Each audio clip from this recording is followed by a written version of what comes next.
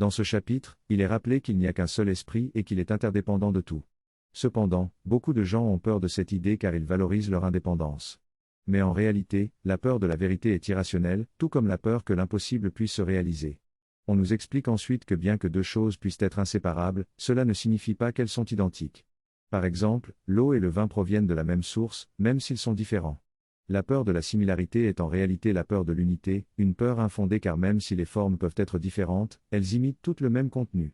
Il est ensuite souligné que l'esprit est similaire au corps dans le sens où il est aussi notre être, mais il est difficile de l'étudier car nous ne pouvons pas le voir ni l'observer directement.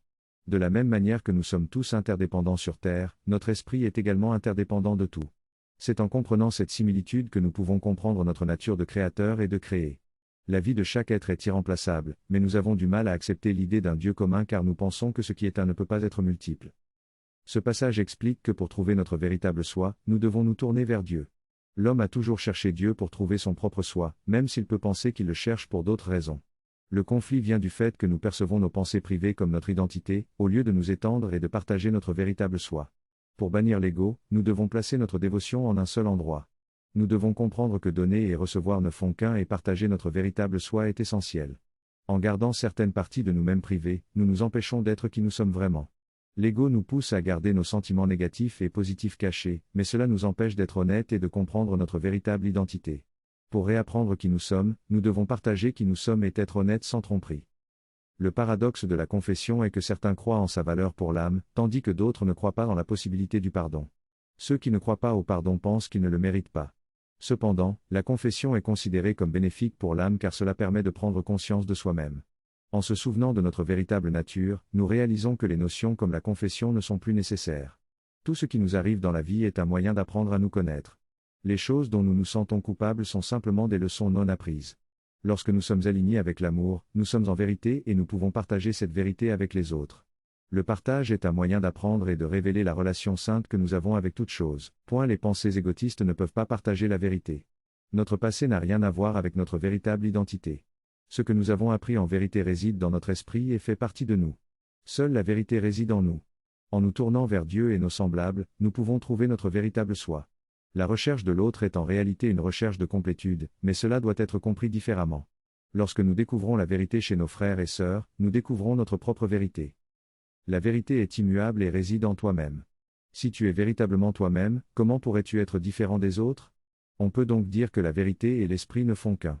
Ce qui est vérité existe, tout ce qui n'est pas la vérité est une illusion. Cela semble parfaitement logique. Le salut réside dans la parfaite santé d'esprit de la vérité, c'est ton retour à ton propre soi. Si tu cherches la vérité ou le salut en tes frères et sœurs, et qu'ils te cherchent aussi, que se passe-t-il réellement ? Cela fonctionne en réalité grâce au principe que donner et recevoir ne font qu'un.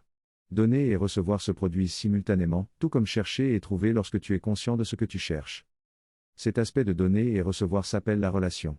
Elle te permet de découvrir qui tu es vraiment et te rappelle ta véritable identité. C'est en reconnaissant la vérité de ton frère ou de ta sœur que tu te souviens de la vérité sur toi-même. Cela ne peut se produire qu'en relation, car c'est seulement là que tu peux réellement expérimenter quoi que ce soit. Tu n'existes pas en dehors de la relation, tout comme ton esprit n'existe pas en dehors de l'unité.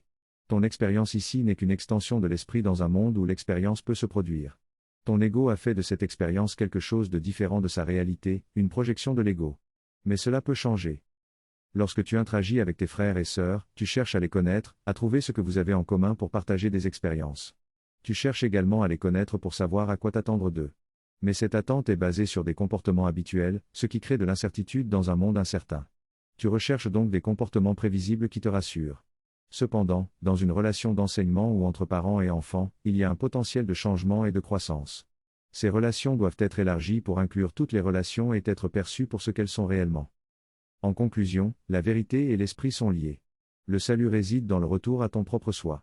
Les relations te permettent de découvrir et d'expérimenter la vérité. Tu n'existes qu'en relation et ton expérience est une extension de l'esprit. Mais ton ego a créé une projection de cette réalité. Il est temps de changer cette perception et de voir les relations pour ce qu'elles sont réellement.